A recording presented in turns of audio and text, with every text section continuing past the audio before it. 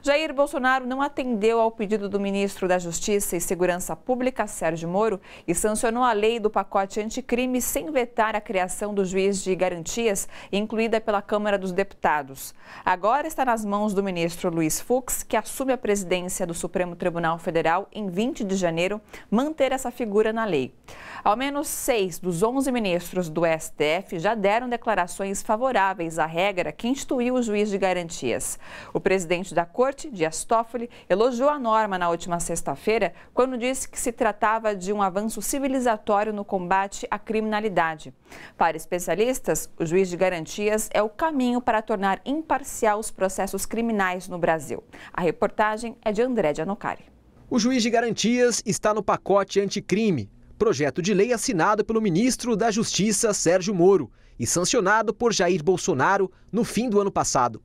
O texto prevê que magistrados acompanhem os inquéritos policiais enquanto outro juiz é o responsável pela sentença. Na prática, isso é uma maneira de garantir a imparcialidade do julgamento, garante essa especialista. Com a separação de 2 juízes, o segundo juiz, o juiz da ação penal, logo depois que ele recebe o processo, ele vai ter um prazo de até 10 dias para examinar as decisões que foram proferidas pelo juiz anterior. Quer dizer, ele vai poder verificar novamente se aquelas medidas foram legais, se elas foram legítimas e são válidas e necessárias ainda ao longo daquela investigação, né, sem que haja uma vinculação entre as decisões anteriores e as próximas que serão tomadas. A atuação do juiz que acompanha a investigação é reduzida, mas ele tem autoridade para, por exemplo, interceptar ligações e quebrar sigilos bancários, entre outras atribuições.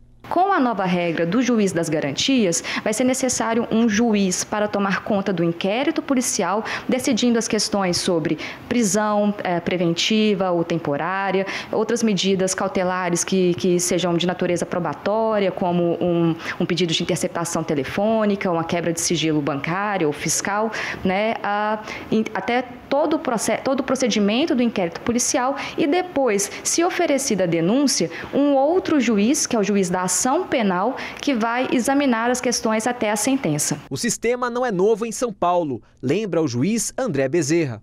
Já há essa prática há muitos e muitos anos. Há o que se aperfeiçoar, por exemplo, na questão da escolha dos juízes desse tipo, né, que deveria não ser designação do tribunal, deveria haver critérios legais mais claros para a designação desse juiz, mas ela mostra que pode funcionar perfeitamente esse juiz de garantias. A medida tem previsão de entrar em vigor no próximo dia 23, mas corre o risco de ser barrada pelo ministro Luiz Fux, que alguns dias antes assume a presidência do Supremo Tribunal Federal. Fux já demonstrou que é contrário à implementação do juiz de garantias.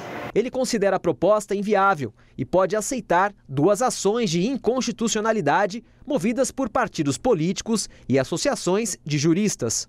Setores mais conservadores da sociedade falam que a lei vai aumentar gastos. O juiz André Bezerra discorda. Para ele, o que encarece o judiciário é o encarceramento em massa. E o juiz de garantia não vai encarecer nada dentro do nosso sistema do judiciário.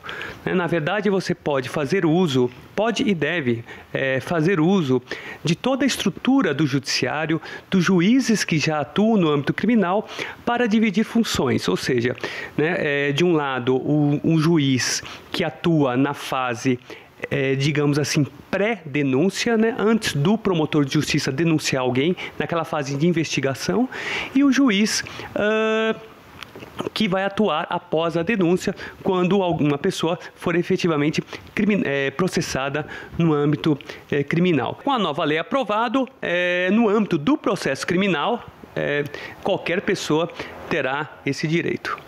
Os advogados do ex-presidente Lula vão utilizar a criação do juiz de garantias em uma ação que corre na Organização das Nações Unidas, a ONU. Nessa ação, a defesa contesta a parcialidade do ex-juiz e ministro da Justiça, Sérgio Moro.